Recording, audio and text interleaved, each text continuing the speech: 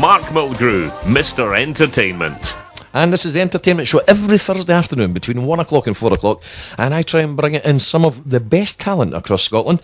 And no exception today. I had some great guests on earlier today, Rabbit and Fiona. And Woodstock Taylor is still here with me. It's over. Yeah, I'll put your mic on. The old professional in me. I forgot to put a mic on. Anyway, now you mentioned that you were a journalist. A music journalist for a while. I was indeed. I was a journalist and broadcaster, in fact. I worked for BBC Radio for a long, long time. And before that, I was also writing reviews for the Scotsman and the Herald and Sunday Times and things like that. So in that job, you must have seen a range of talent, some good and some bad. Absolutely. Really, from the sublime to the very, very ridiculous. And all worth it. All worth. Well, I mean, it takes all sorts, as it does in this business. There's some that are better than others, but everybody who has that talent to get up on the stage as well.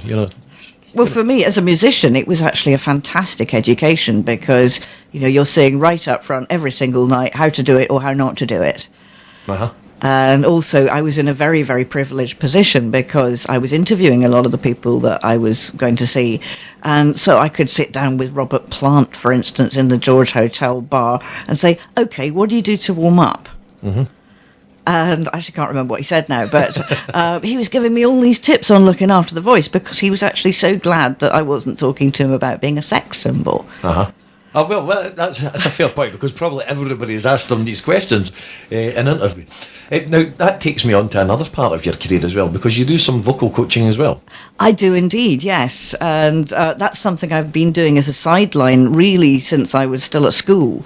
Because I was so well trained that I'm always happy to share that with other people. And more recently realised I could actually start charging for it, in the last sort of 15 years or so. Yeah.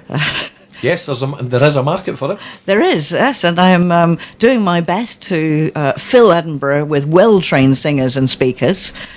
Not just Edinburgh, I've got to say, because there was a certain programme on BBC, which I witnessed, and it was on BBC Player for about a month, I think. It was indeed, actually longer than that, because they repeated it a couple of months later, and so I think it was on for about 3 months. For those who don't know what I'm talking about, Woodstock was on a BBC show with Kevin Bridges, and you did some vocal coaching with the comedian Kevin Bridges. We did indeed. He was lovely. How was he off air? Obviously, everybody knows what he's like when he's on air. He's exactly the same off air as on. There is absolutely no side to him whatsoever. Sweet, sweet boy. Yeah, and I can't actually remember. Did they actually have him singing, or was it just? No, it wasn't a singing thing. It vocal was projection. What had happened was he'd been on a show called "Would I Lie to You," and Terry Wogan had a pop at him and said, "I can't understand what you're saying." Right. And out of that came the idea of getting him a coach and doing a bit of a Pygmalion, what's that, My Fair Lady, Except he was Liza Doolittle. Oh, dear. Kevin, if you're listening, we get various people listening. If you're listening, it was a very entertaining show. But it was lovely to see that side of you as well, because obviously I've seen you perform, and I know your skills as a songwriter as well. So there's also that other side, and many strings to your bow. I do my best, and it keeps it from getting boring. I think if you just do a single thing, unless you're very, very driven in that single thing, you can burn out. And I found that a little bit with journalism, actually, that eventually I had to stop reviewing because I just thought I can't do this anymore. But doing a range of different things, all of which are really different aspects of the same thing, which is the voice. I write songs, I sing, and I teach other people to do the same thing. So it's all the same thing, really. Talking about writing songs, but because we are going to try and squeeze in as much of your music, we're going to play the second track from your CD you brought in, which is called. Well, this is not a CD. I've just basically cobbled together some tracks for you to listen to, and this track is called "Blind Leading the Blind." I thought it would be appropriate today, given some of the political news that we've been having recently. We could talk about that. We could talk about the single that's been, I don't know if you've heard that on the news today. Oh, it's fantastic. Nick Clegg. What a singer. I hope that goes to number one. Well,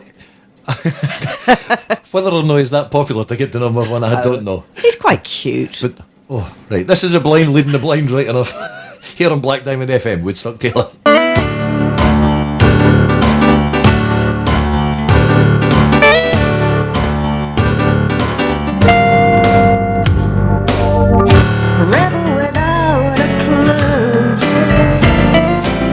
What's to become of you? Those empty gestures, that striking pose, yet deep inside you know she knows. Suddenly you're the one. You got them on the run. It's what you wanted, and now it's here. Yet deep inside you feel the fear. Just the blind leading the blind, leading the blind. Don't look ahead or behind.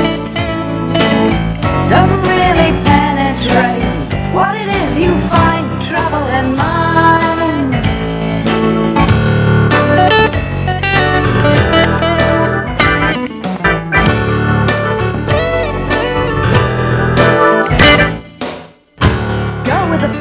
She said,